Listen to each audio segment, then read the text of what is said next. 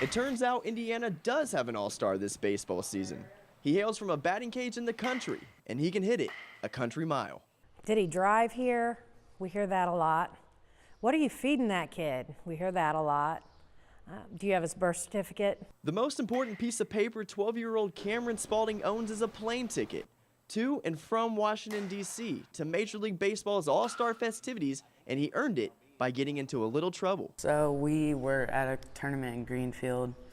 My grandma wanted to go eat, and I was like, no, I want to compete because I just saw the competition after the game we did. Grandma agreed to let her guard down, and Cameron caught fire. Victory Field, Guarantee Rate Stadium. He won them all and qualified for the finals of Major League Baseball's pitch, hit, and run contest. Top 24 of 650,000.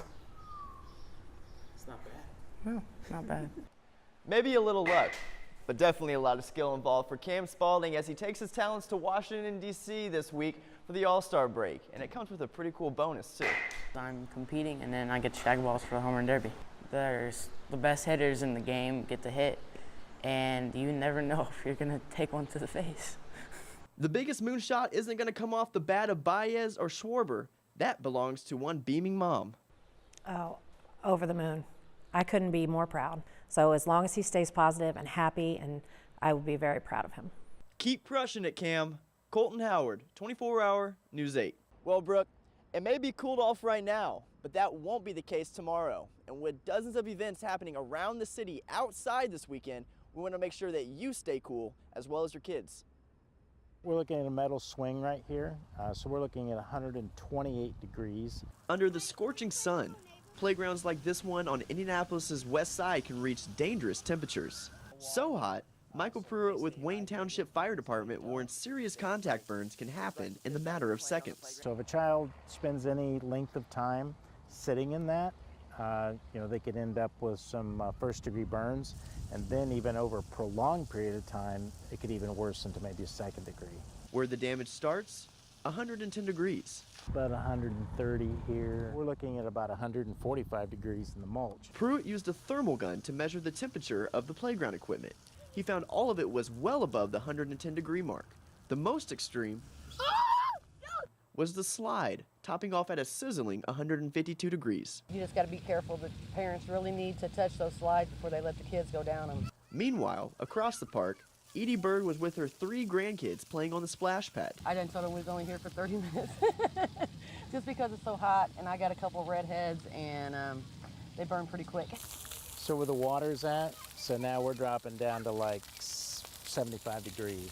With today's highs topping out at 93 and temps this weekend only expected to get worse, Pruitt urges everyone to be careful. Rotate, make sure the kids are outside for a half an hour, 45 minutes. It's time to get in the shade, maybe go inside, let them rest. Kids will just go and go and go until they don't feel well. And by that point, sometimes we're in trouble. Now, Pruitt also stresses the importance of using sunscreen and staying hydrated.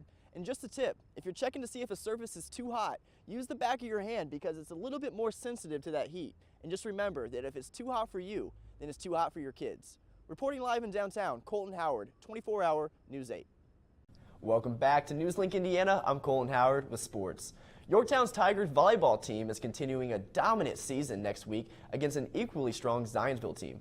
NewsLink's Andrew Sanders went out to Yorktown to discuss the team's postseason hopes. All right, thanks, Andrew. The first round is set for this Saturday at 12 p.m. at Muncie Central High School.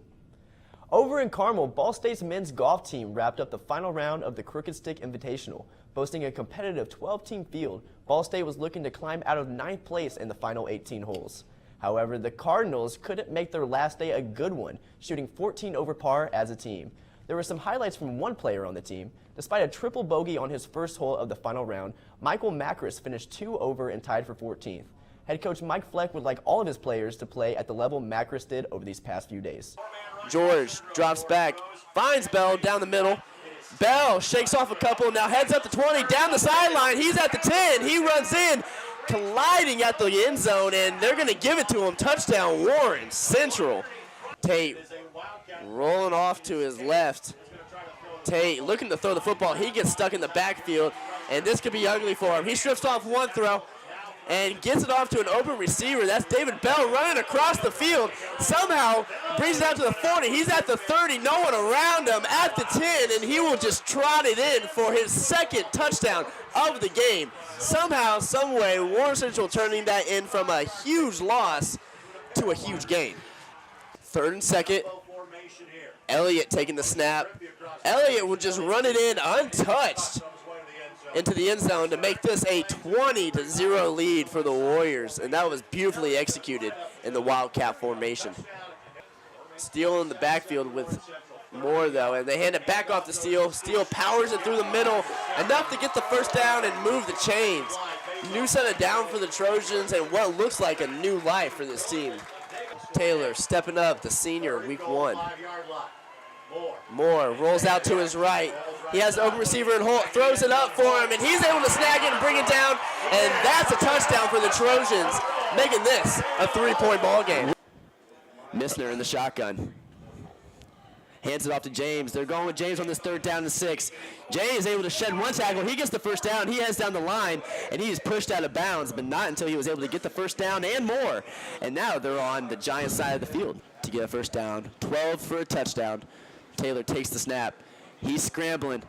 He finds a hole. It's a foot race, and he's going to win it. Taylor runs into the end zone, and that's going to be a touchdown for the Giants. 28-14. That was handed to Person. Person off to the left. He has some space. He's at the 20, 15, 10, and he is pushed out of bounds within the 10-yard line. Looks like he landed at about the 8. Reese Taylor fakes the handoff, rolls off to his right. He finds a wide open receiver in Tunstall, and that is another Ben Davis touchdown, and this game is starting to get out of hand. 42-14, Giants lead. Meissner lines up. James is behind him. They give it to James, who's been doing it all night. He reaches for it. Are they going to give it to him? And they give it to him. Touchdown, Avon. 43-20. Moore with the snap. Hands it off to his go-to guy, Steele, who is swallowed in the backfield. And that'll bring up a loss of 1 to start this game. Moore lining up in that wing T formation, hands the ball off to Steele. Steele to the right side. He evades the runner, slips a tackle, and he's pushing down the sideline. He gets to the 20. He has a defender right behind him, and he is pushed out of bounds. No! He will be pushed into the end zone. Will they give it to him? It's important to remember that there is a flag back at the 50. Back in the shotgun, he has 3 receivers to his right, 1 to his left, and he hands it off to Adams. Adams with a hole, and he breaks through, and he's up to the 40-yard line. What an explosive run. Taylor looking to pass. He rolls out to his left. Cross body, he makes the connection. That pass was to Henderson, and Henderson is able to step out of bounds right at the 12-yard line. Clock's continuing to run. 6 minutes and 40 seconds to go here in the second quarter. Taylor throws it to Adams, and Adams just trots into the end zone untouched for the Ben Davis Giants' second touchdown of the game. Ben Davis looking to extend this drive. Taylor drops back under pressure, evades the tackle, steps up on the run, throws the football, and he is able to hit Hoskins on the sideline, and Hoskins gets out of bounds. Clutch catch right at the 40-yard line. And Taylor is looking to put his team in cruise control and hopefully cruise to a victory. But now before he can pass to Tunstall and get a first down and extend this drive. Taylor looking to take the snap. 9:15 left to go here in the game. Taylor immediately rolls out to his right. He throws the end zone. He's thinking end zone. He's thinking touchdown, and he has it. He has it. That one to Henderson. Taquan Henderson, senior wide receiver. Taylor in that pistol formation lofts it up, climbs the ladder, and that'll be Thompson with the touchdown. Climbed the ladder and brought it down, and that is Reese Taylor's 4th touchdown of the night. Welcome back to the MIC Network. As you can see there on the screen, Ben Davis celebrating the win as they've come to the south side, taking care of business, and got a substantial win over the Trojans, 40-7. Welcome back. I'm Colton Howard. To my left, Mr. Jim Nelson. Jim, we were in for a heck of a game, and we got it. Colton, Ben Davis didn't disappoint. Center Grove, a little young. They'll grow from this game. They'll learn. But Ben Davis has a group of as sure-handed of receivers as you're going to imagine. And they've got a senior quarterback in Reese Taylor who is as good as any quarterback in the state of Indiana. He made the throws. His receivers made the catches. And they were able to do what they wanted when they wanted on the field.